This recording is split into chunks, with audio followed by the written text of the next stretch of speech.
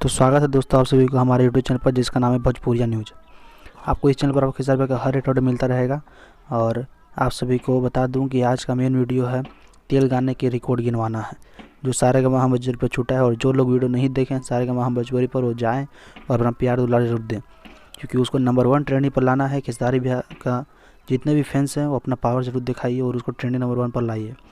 और अगर हमारे चैनल पर नए हैं तो प्लीज़ हमारे चैनल को सब्सक्राइब कर दें, क्योंकि हमारे खेसारी भैया का मैं हर एक न्यूज़ बनाता हूँ और मैं थोड़ा मेहनत करता हूँ, तो प्लीज़ हमारे चैनल को सब्सक्राइब कर दिया कीजिए। बता दूं कि 24 मिनट में 1 लाख व्यूज़ गया है, 56,000 लाइक है। और इसका दोगुना व्यूज़ गया है 48 मिनट में, 2.1 लाख व्यूज़ है और 76,000 लाइक है, 42,000 कमेंट है।